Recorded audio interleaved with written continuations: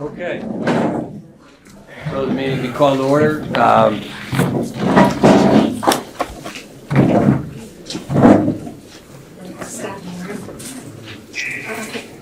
I'll note for the record,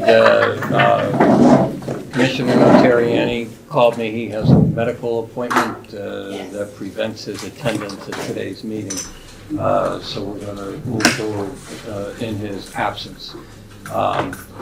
I trust everybody's had an opportunity to review the minutes of May's meeting. I did, but I wasn't here. I was home sick. Looks like everything went pretty smoothly. So I'll entertain a motion to approve those minutes. I make a motion to approve. Do I have a second? Second. On the question? All in favor? Aye. Aye. Minutes are approved. Anybody from the public wish to address the board on the agenda items only?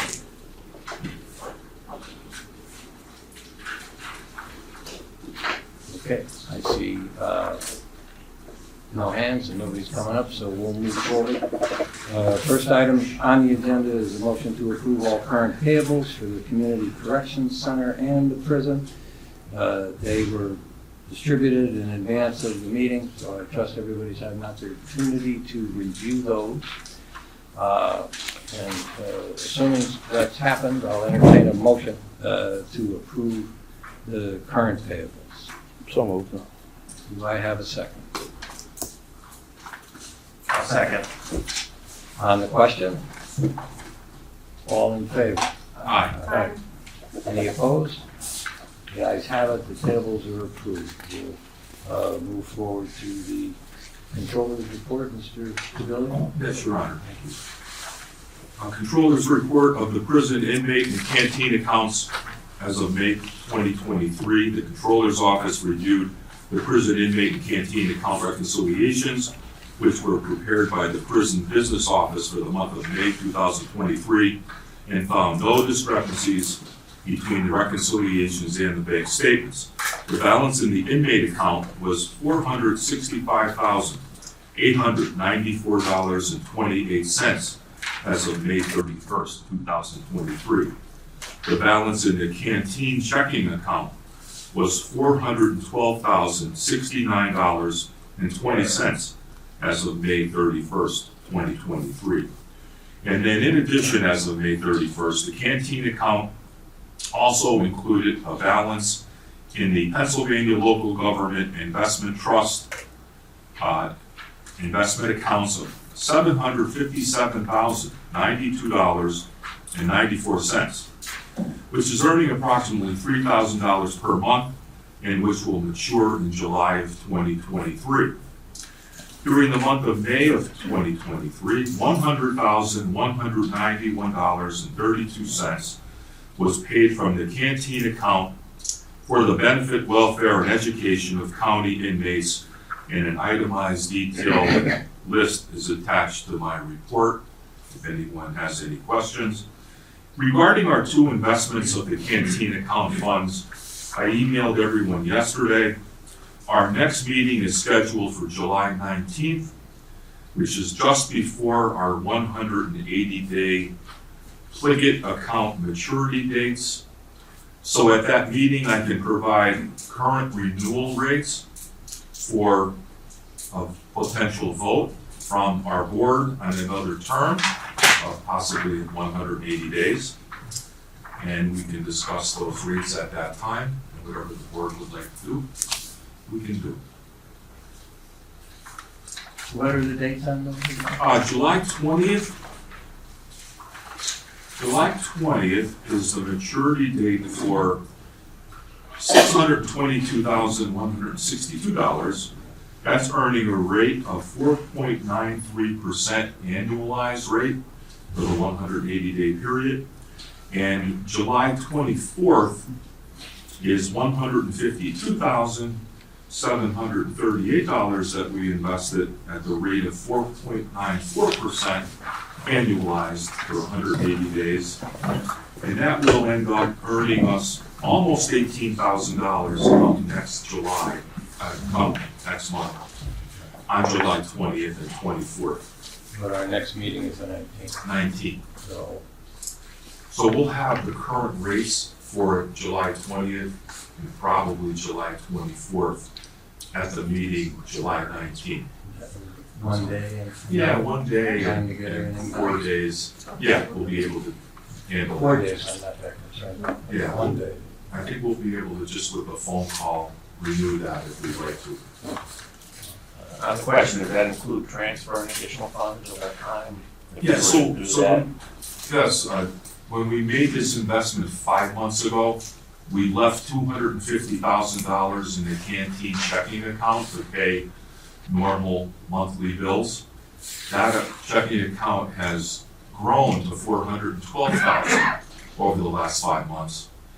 So it may make sense to take an additional $100,000, say for example, from the checking and add it to the $775,000 that we'll be renewing for investment next month, and still have over $300,000 in the checking account for normal monthly bills that we would take care of on a daily basis. And we can discuss that next month. Is that, in your estimation, and the level of your familiarity with what we call our normal monthly bills out of that account, is that sufficient enough? Yeah, that would be more than enough to maintain our monthly typical expenses and still have, 60,000 more than we did 5 months ago in that account, in that checking account. So we're doing the best, as stewards of canteen monies, we're doing our best to make sure we maximize what we can for those canteen funds, which are used for the benefit, education, and welfare of our inmates. Any other questions? Anything else with your report, Mr. Debi? That would be it, Your Honor. If not, I'll entertain a motion to approve the controller's report. Motion. Do I have a second? Second. On the question? All in favor? Aye. Any opposed? The ayes have it, the controller's report is approved. Next, we'll have here from Mr. McAndrew on the Community Corrections Center report. Good afternoon, everyone. This is the house arrest report for the month of May. Adult house arrest had 183 participants, juvenile had 25. Programs revenues, house arrest had $59,801.83. Juvenile had $5,410, for a total of $65,211.83. Year-to-date totals on both departments is $294,838.09. The program's expenses was $74,220.21. Program's completions were 38, violations were 12. We still have 2 outstanding warrants for house arrest. And the budget overall, overtime's at 41%, expenses at 42%, and revenues at 44%. In my report. Any questions for Mr. McAndrew? If not, I'll entertain a motion to approve his report. Motion. Do I have a second? Second. On the question? All in favor? Aye. Any opposed? Okay, you guys have it. Thank you, Mr. McAndrew. Next, we'll proceed to the Warden's report. Warden Betti. Good afternoon, Warden. The average daily population for May was 723 inmates, 538 were county inmates. We averaged 620 adult males, 3 juvenile males, and 100 adult females. And the average daily population of U.S. Marshal detainees is 185. Our overtime and out-of-county boarding reports are attached. The staffing update, currently our correctional officers' numbers break down to 167 full-timers on shift, 8 out on workers' comp, 2 on continuous FMLA with 63 having intermittent FMLA, 2 on administrative leave, and 2 full-time vacancies, for a total of 181 full-time officers. As of May 31st, 2023, revenue was at 39% and expenses were at 44%. Extraordinary occurrences, there were 3 in the month of May. On 5/14, the Sheriff's Department committed a female who was highly agitated and combative. After multiple attempts at de-escalation, a decision was made to place her in the emergency restraint chair for her safety and the safety of the responding staff members. She was then assessed by the nurse. On 5/19, staff discovered a female inmate who had inflicted several lacerations on herself. This individual informed staff of her intent to continue to harm herself, and a decision was made to place her in the emergency restraint chair while attempting to calm her down. Once placed in the ERC, nursing staff cleaned her wounds and checked her vitals.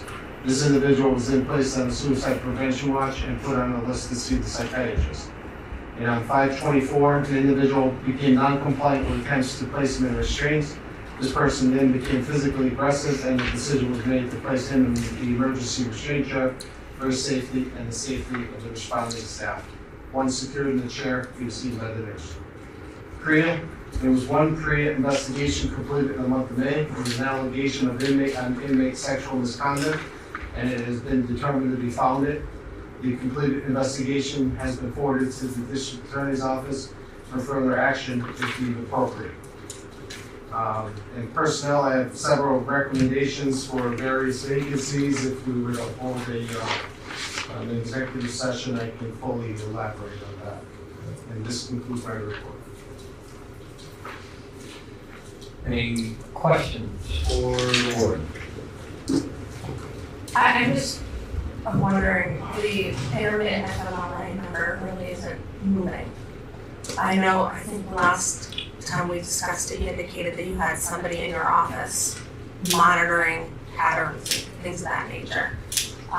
Is there any particular reason why we're stagnant? We're kind of stuck at the upper 50s, low 60s. Yeah, you're absolutely correct. And what is happening is, as a person's year comes to an end, they're renewing. I would say the majority of them are renewing for an additional year because their condition didn't go away.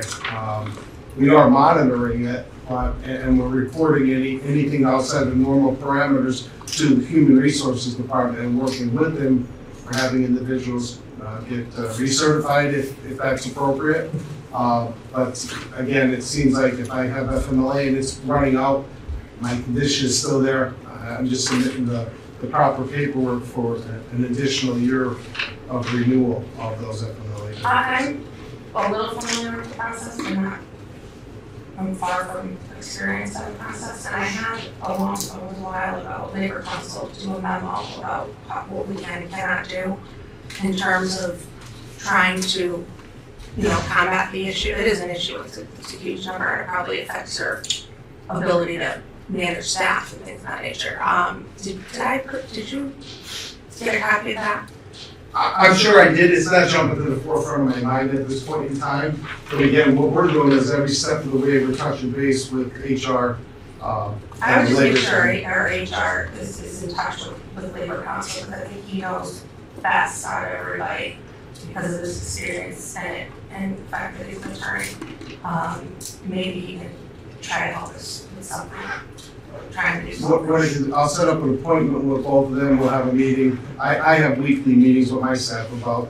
It's very confusing, the process with the research and all that stuff. So it isn't an easy process to tackle, but I'd like to see the numbers go down a little bit. So if you could do that, that would be Absolutely great. Thank you. Warden, how's the turnover situation with employment? Is it creating vacancies, new openings, or? It seems to be about normal. It seems like maybe twice a year we're having to have a class. We just started a class today. Right now we have, what did I say, two full-time vacancies at this point in time. It seems like a class of 5 to 10 people twice a year. I'm not seeing a big difference, fortunately for us. Other institutions have suffered pretty heavily with, I don't know what's going on out there in the general public, but a lot of appointment-related issues have been occurring since the onset of COVID. I don't know the connection, but there's some kind of connection. Thank you. Anybody else? If not, I'll entertain a motion to approve the warden's report. So moved. Do I have a second? Okay. On the question? All in favor? Aye. Any opposed? The ayes have it. Thank you, Warden. Stick around. We need to resort to you.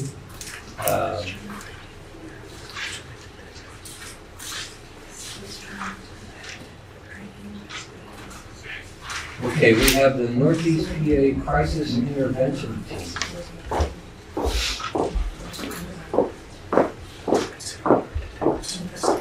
Only one member of the team here. No, three. Oh, there's three. huh? There's three of us. Good And actually, there's- afternoon, Lord. Thank you for More having than me that. today. My name is Sherry Escala, and I'm one of the Crisis Intervention Team or CIT coordinators at the Advocacy Alliance. I'm here today with Maria McAndrew and John Tulare.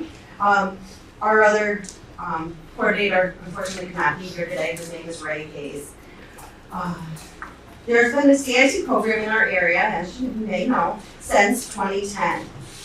Most recently, Lackawanna County applied for and received a federal grant for the project Lackawanna County De-Escalation and Crisis Intervention Collaboration Project, and contracted with the Advocacy Alliance and their CIT program to train a minimum of 150 first responders in Lackawanna County, to include law enforcement, EMS, fire, sheriff's department, probation and parole, and Lackawanna County Corrections, as well as other related professionals for the next 4 years. The types of trainings that we do are mental health first aid, CIT, advanced CIT trainings are covered under that grant. And the grant goes from December 31st, 2022 to December 30th of 2026. So the reason we're here is we have requested all agencies and organizations we are working with to support our data collection efforts. I believe you all have a copy of the supplement in your packet. If not, I do have them on me for you guys to have. We are confident that our CIT program is successful. However, this data will assist us with improving our programs and with future grant applications.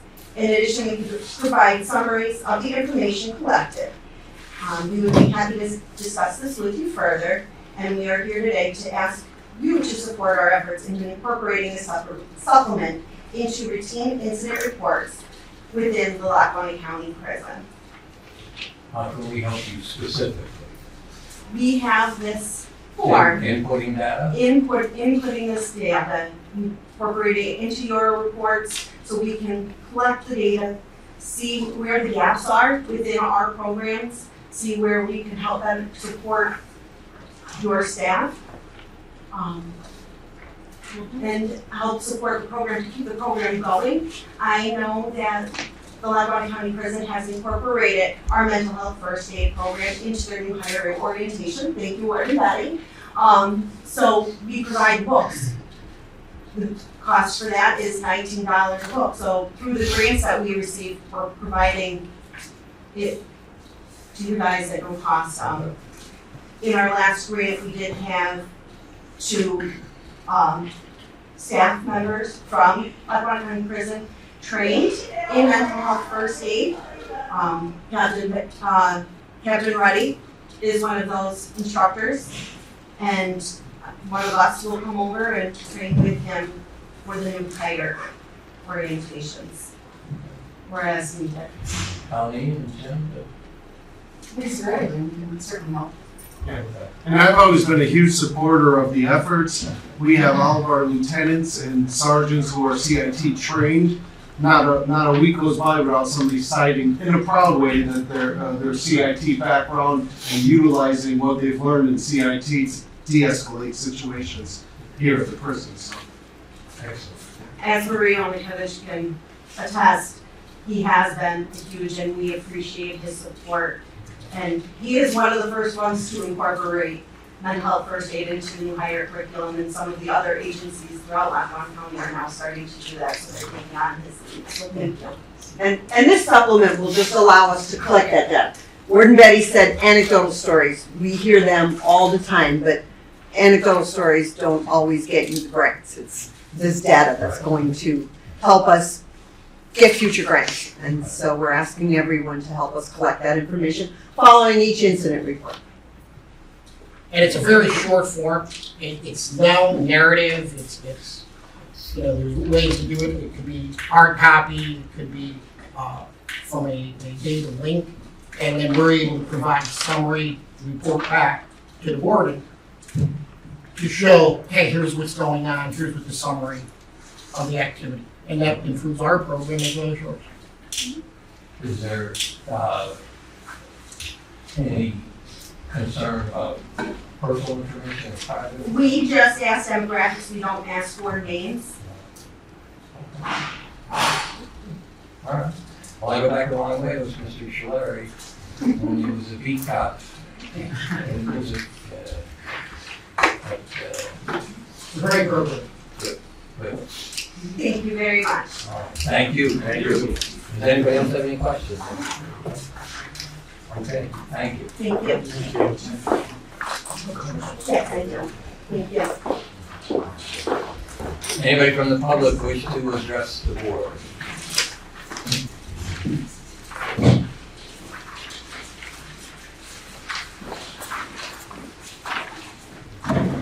Good afternoon, my name is Frank, resident of Southside. Again, your last name again? Malik Harriet. So I wasn't able to make the last couple of board meetings, but the last board meeting, I'm pretty sure, we went over the Aramark new contract. I crunched some of the numbers that Frank was listing off. If they were running at a deficit of $300,000, they would need somewhere around 40 cents in increase per meal in order to make that supposed loss that they were calculating. Somehow, Frank was telling us that they needed to make this in order to make it up so that they're not taking a loss. The increase per meal wasn't as high as the loss they said that they were incurring. If you go and you look at their annual or even quarterly reports publicly available to their investors, to the publicly traded corporation, they even list that Frank was telling us that they needed it because their profits were taking a hit, that they were losing money on this, not even that their profits were taking a hit. They list their own reasons of the increase in operating revenue, which is another word for profit, operating income, that it had increased 45% in the last year over year in the second quarter of 2023. So they list the reason as an increase in the amount of money that they're able to get from their current business. So they're increasing their profits. And the reasoning that Frank had given us at the last board meeting as a reason why we should have signed on to that deal, I don't know if those numbers were entirely accurate. I don't know if they were lying to Frank in the meeting. If Frank didn't pull up their quarterly reports. But everything, it's a publicly available company. You can find all that information online. Okay, when you're talking about Frank, as I said at the outset, I wasn't here last meeting, so who's Frank? Which Frank are you talking about? Frank was your office.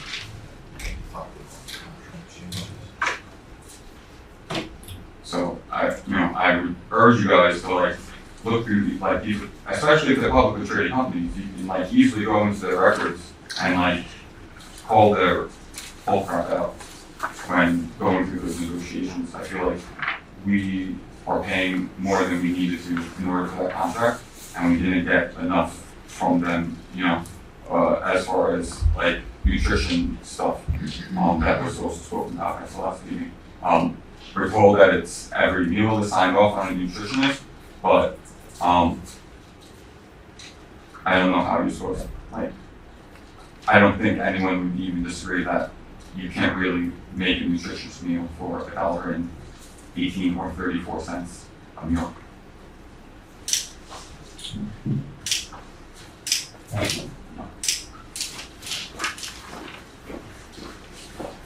Anyone else in the public?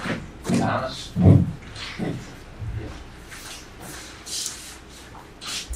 How you doing? Tom McHugh. I'm with the Lackawanna County Reentry Task Force, and I'm just here to mention that we're having our annual fundraiser coming up September 13th.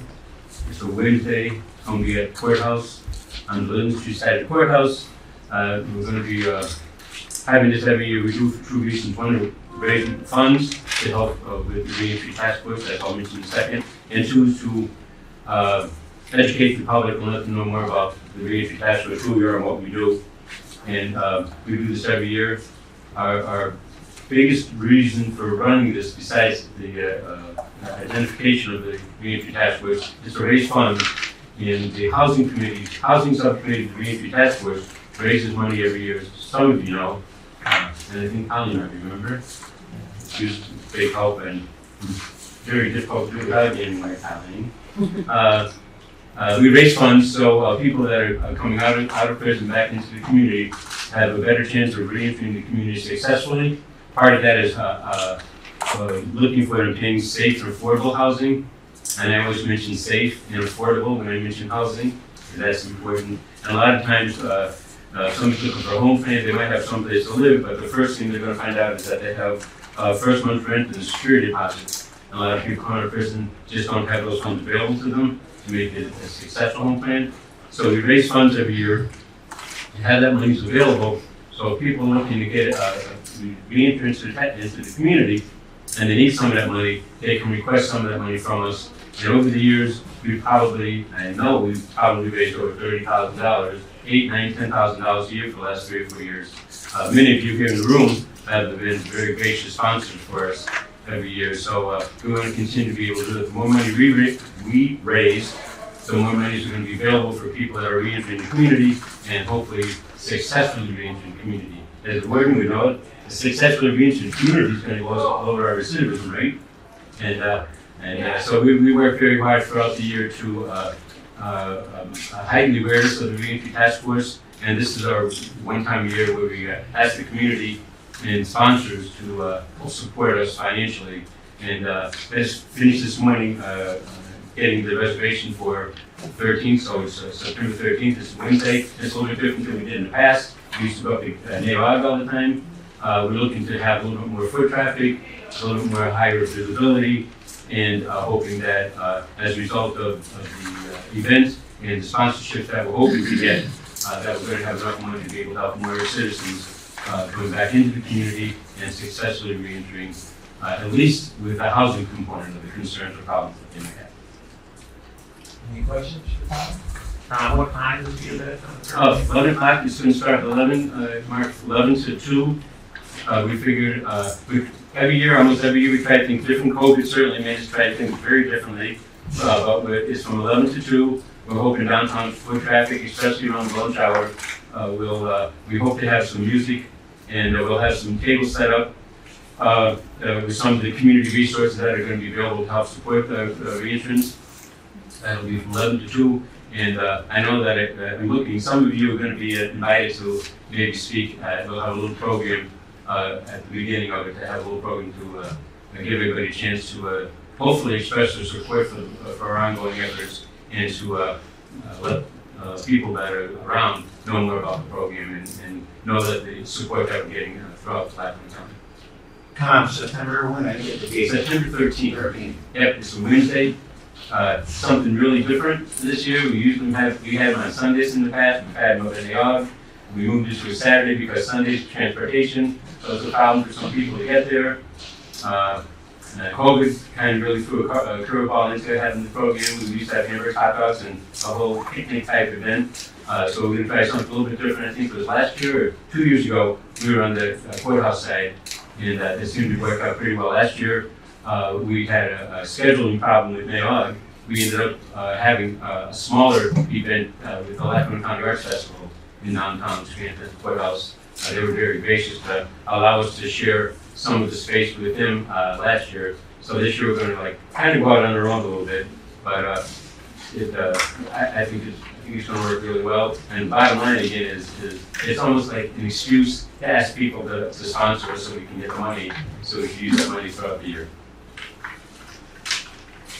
You never needed an excuse. But, No, always I think your boss will give you a nice And I think they adjourned the copy invitation was by the way. I've enjoyed it in the past. I look forward to enjoying this one. Commissioner Chermak, I don't think has missed a reentry task force meeting in the last year. Since last year, I don't think he missed a meeting at all. So we'd be more than happy if you'd be interested in supporting and speaking as you did before. Absolutely. Thank Thanks. you. Okay, thank you, sir.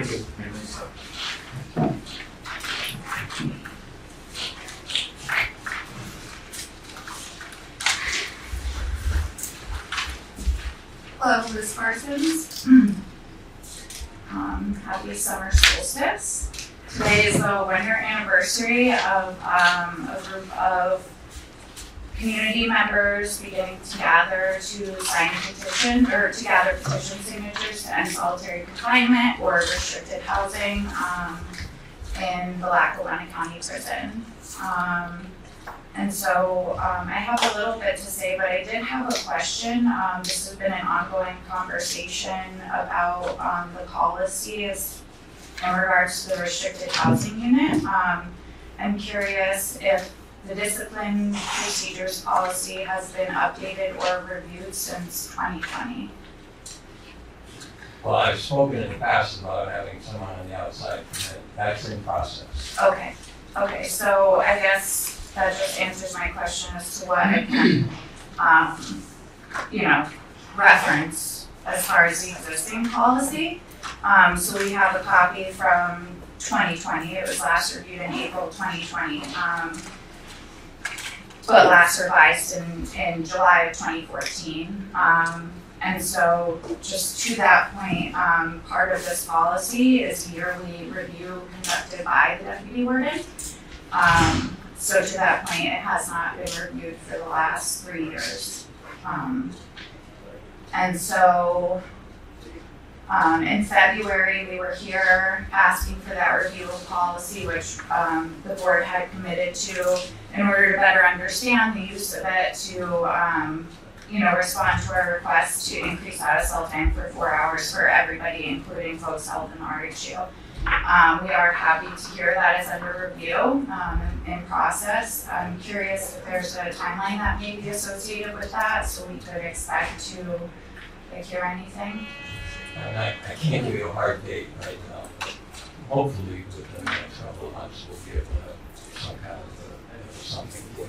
Okay, so maybe we will ask again at the August board meeting. Would that be fair? You can ask as often as you wish. Okay.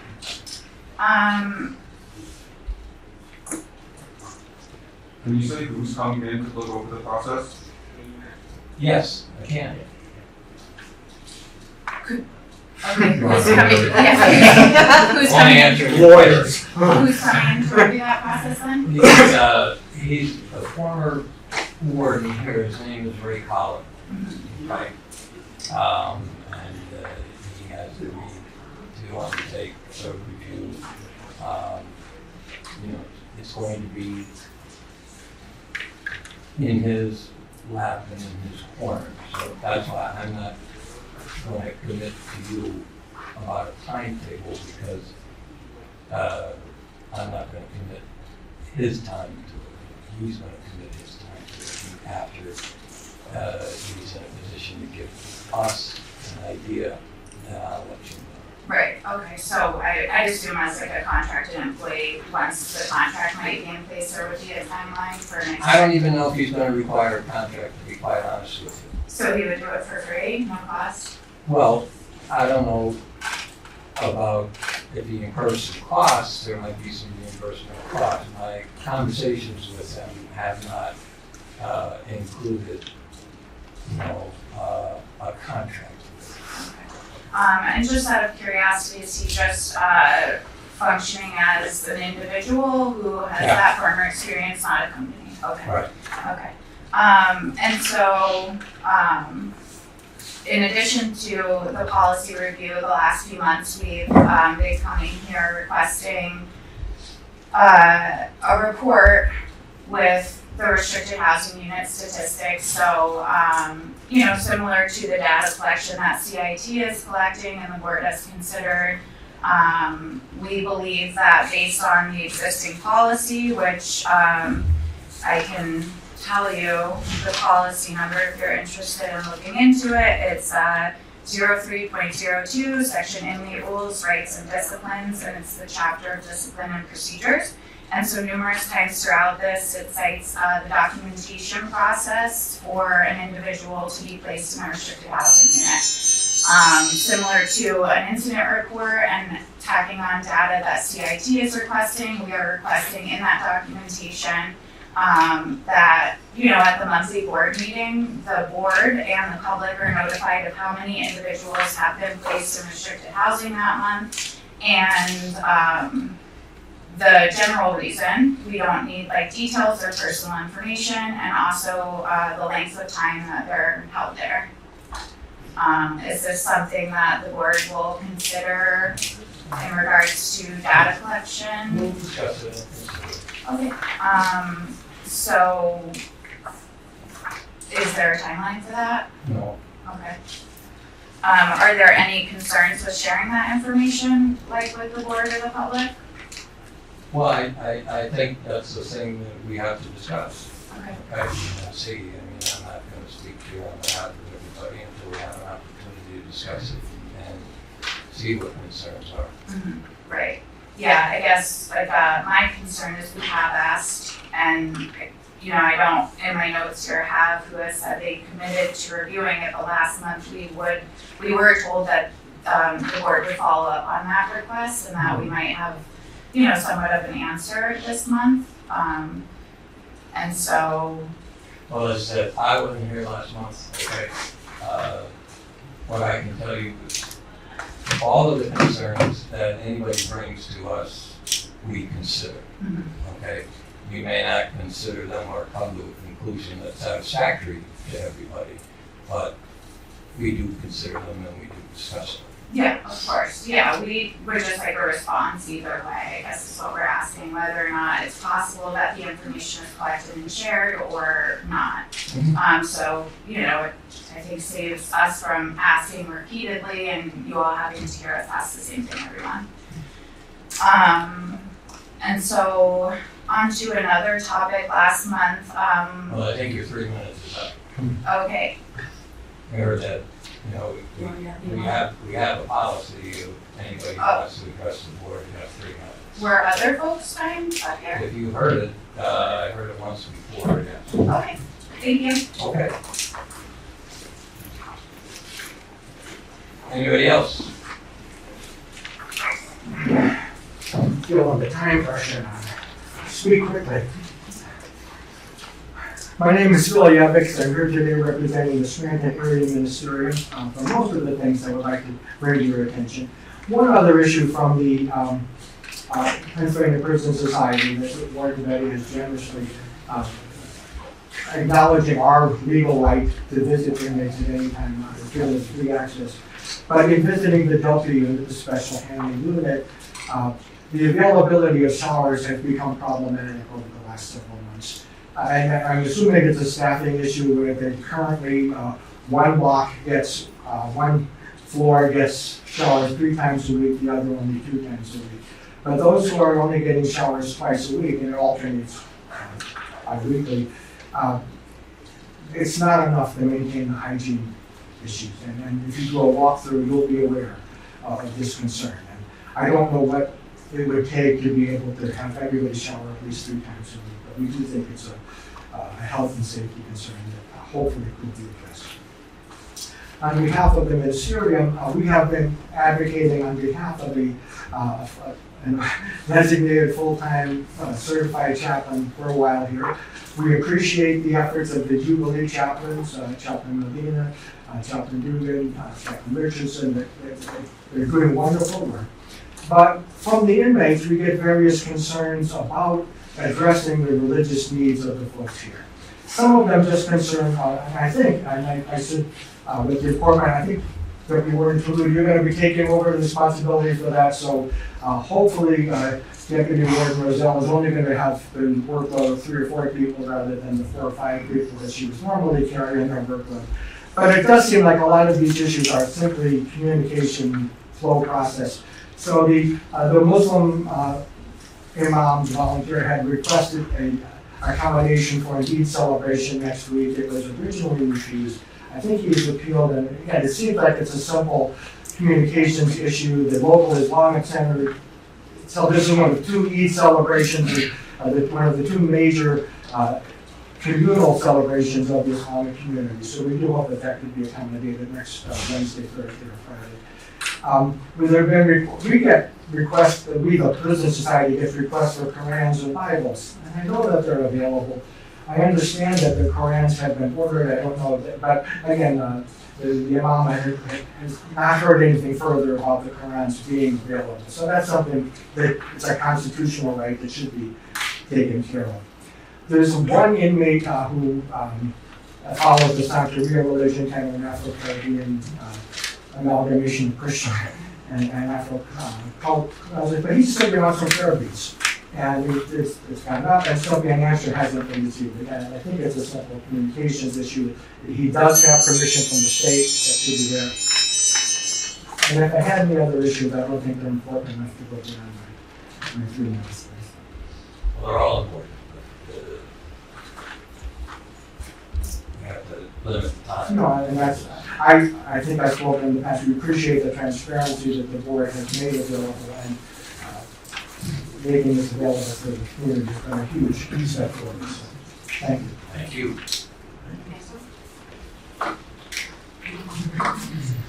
Anybody else? Bev? Bev Quarles from Scranton. The voting is of interest. We continue on now in a different way, now that we had a big surge, for the primary election. Next will be in November. So every second Wednesday week of every month, we're going through and offering help with registration to new people who have come in. And then I take those applications down to the Bureau of Elections and go through with them, and so on a monthly basis, we're having like a nice even approach here. The newspapers are a big help. We have 80 subscriptions going in, so that's what, more than 10 people sharing a newspaper, which is quite doable. Speaking of Delta, that's a hard problem down there because they're each individual. And to get the newspaper from one person to another, I don't know how that works. But in the units where the common room is there, that's easy. Sadly, the newspaper, okay, so it was in the February meeting that week that it was decided to go ahead with voter registration. In the February-March meeting was the newspaper and ECTV. We talked about how we needed that. But it wasn't until April 25th that the newspapers started to come in. And that was only 2 weeks prior to the election. Okay, so the newspapers, how they're working is at the end of every month, we get billed for that. And I don't know what that bill is. Maybe next time Gary can tell us. But I know it's a reasonable rate. There are some glitches, like I said, about Delta, for instance. And some people, oh yeah, we get the newspaper, and then what? I don't see a newspaper in there. So sometimes, especially in the beginning, some of the guards said, oh yeah, here's a stack of newspapers, what are we supposed to do with that? There was no, again, communication of the universal policy. This is how we distribute the newspapers, however that would be. About my first love, Bible study I'm in there every Tuesday afternoon now with the women in the chapel, Atty's can be. And they each have a Bible. Thanks to the Jubilee Ministry, it's a really good Bible with all kinds of footnotes, helps, and the AA is called a Recovery Bible, and the AA procedures are in there too. So that is wonderful. Okay, thank you. Thank you. Anybody else from the hall? Okay. I'm gonna ask you all to step outside, the warden has to go into executive session for a few minutes. And then we'll invite you back in.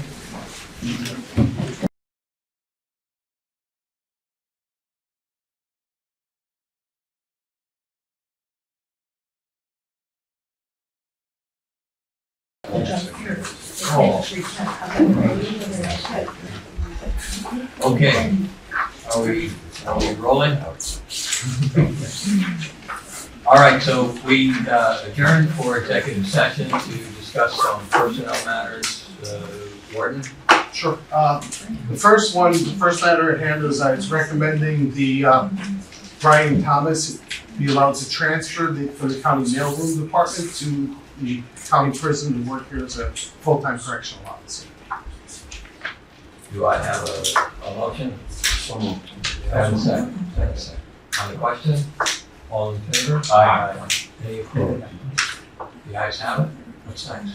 Next was I was recommending the hiring of Kim Rosenkrantz as the substance abuse mental health supervisor. Do I have a motion? So moved. Do I have a second? Second. On the question? All in favor? Aye. Any opposed? I'm abstaining on the grounds that I have not sat in her interview, so I was not privy to it, and I have not had an opportunity to review any of her qualifications. Okay.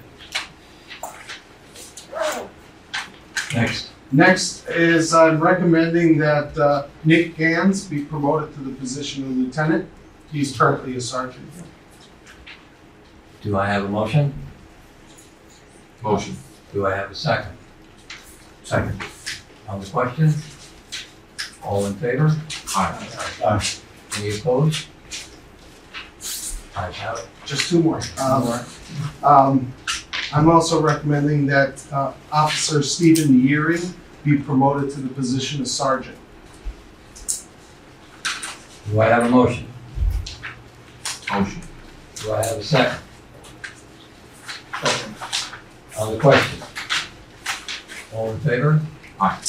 Any opposed? The ayes have it.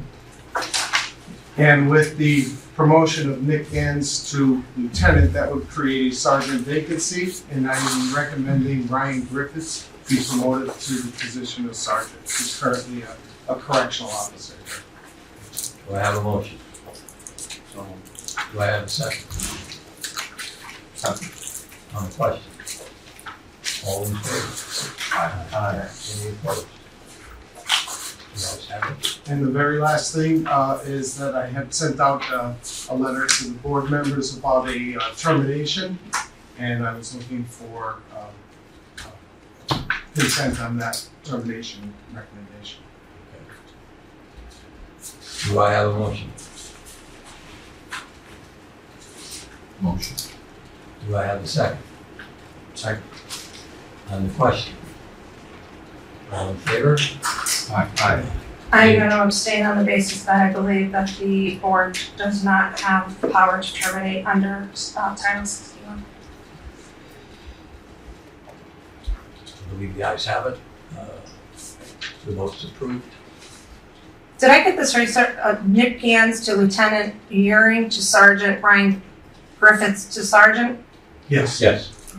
And you said that there was one lieutenant vacancy, but the seniority list that I have from May 20, I don't know, the end of May, says it indicates that you have two. I think that other one was filled last month by Nick Dranch. Nick Dranchek? Yes, he was a sergeant and he was promoted to lieutenant. Okay. Thank you. Okay.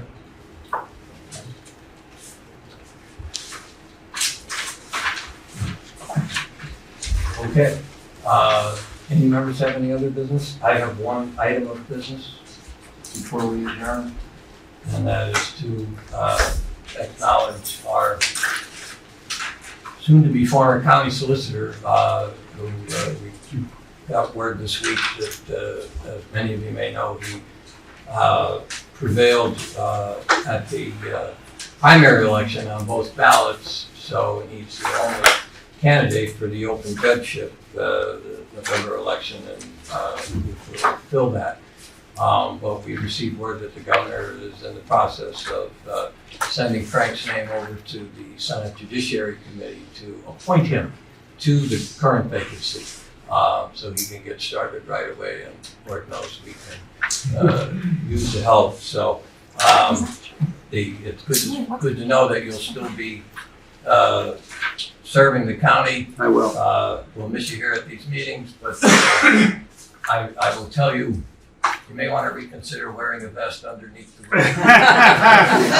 They're making a special The robes don't breathe. vest for But thank you. Thank you, Your Honor. Your Thank you, everyone at the board. Congratulations. I look forward to serving. Congratulations. Thank you. Commissioner Domenick and Commissioner Chermak have to lose to another salary board meeting. So without any further ado, motion to adjourn. Thank you. You asked about the newspaper subscriptions, the $260 during May for those newspaper subscriptions. All right.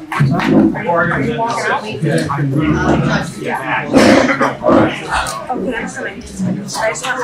We have to vote on adjournment.